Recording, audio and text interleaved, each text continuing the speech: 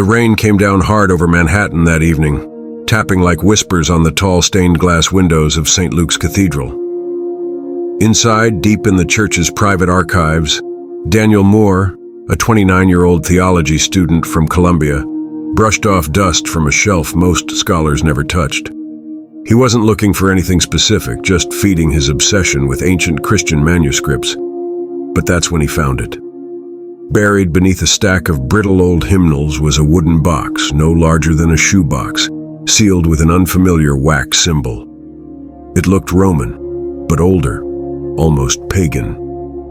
With trembling fingers, Daniel broke the seal. Inside lay a leather-bound journal, yellowed with age. Across the front, in hand-carved letters, it read, "Chronicles of Joseph of Arimathea."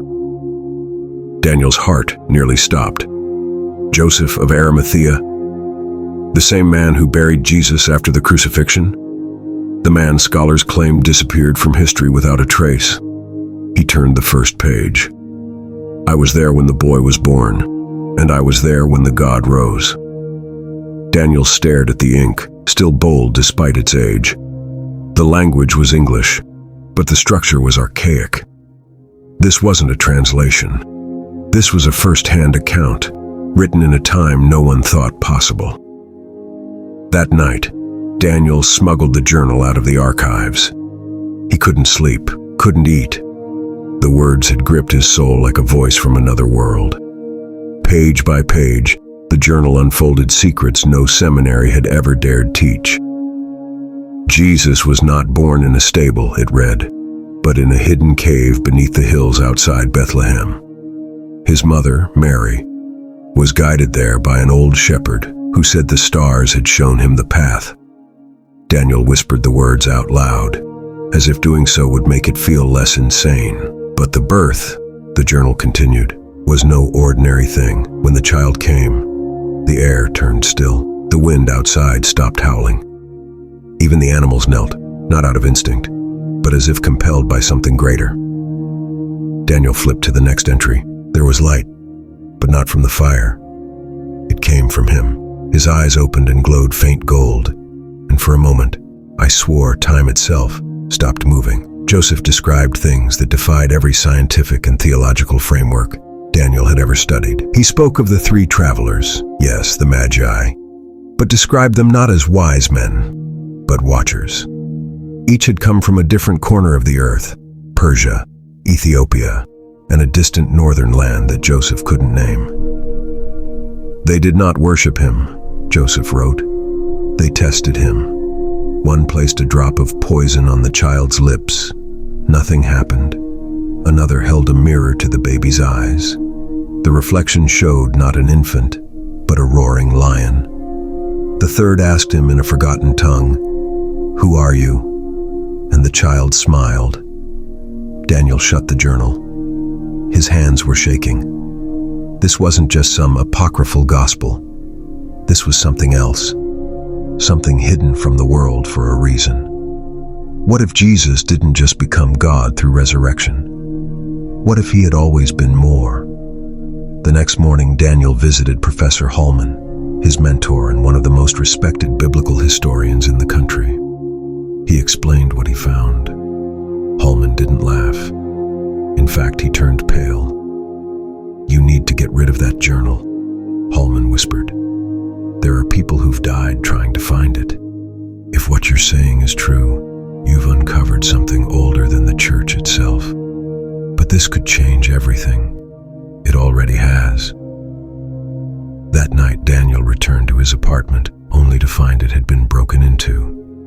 Nothing was stolen, except the journal. On his desk, scratched into the wood, were the words, "Some truths aren't meant to be read. He became God long before he died." The journal was gone. Daniel stood frozen in the middle of his ransacked apartment, staring at the words carved into his desk. "Some truths aren't meant to be read.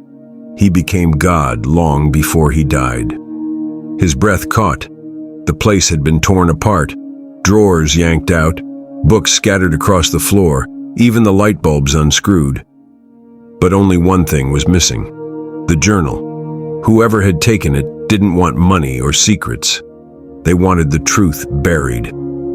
Daniel spent the next few days sleeping at the campus library, too scared to go home. He scanned microfilms, Vatican leaks, Dead Sea Scroll references, anything that could validate what he'd read in that journal.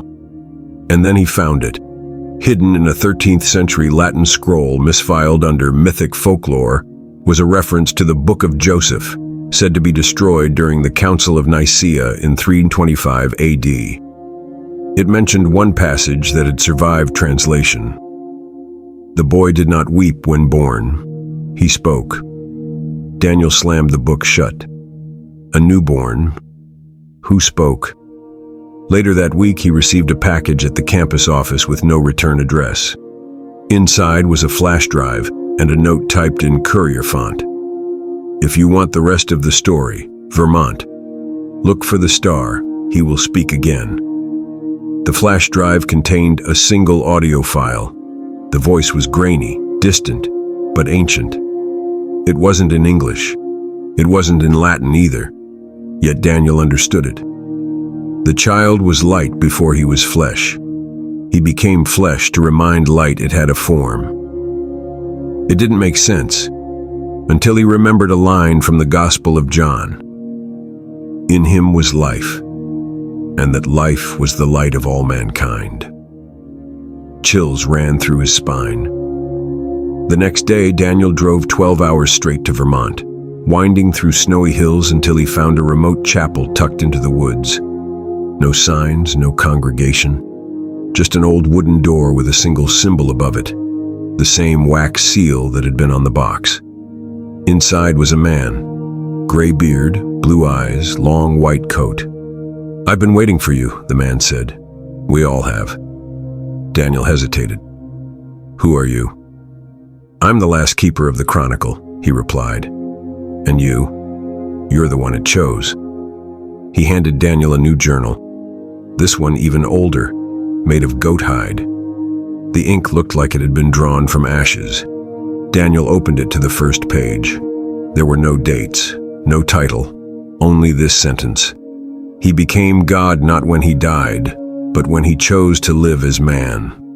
The man continued, he had power before birth, power to raise the dead, to command nature, to split heavens. But he refused to use it. That's when he became more than a god. That's when he became love. Daniel looked up. But why was it hidden?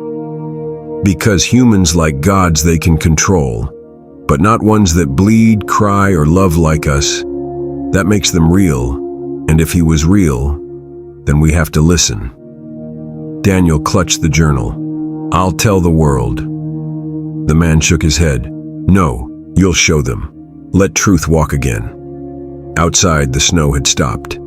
Above the chapel, the clouds parted. A single star shined down, brighter than the moon, brighter than the sun. And Daniel knew the story of Jesus didn't start in the manger. It started long before time itself, and it hadn't ended yet.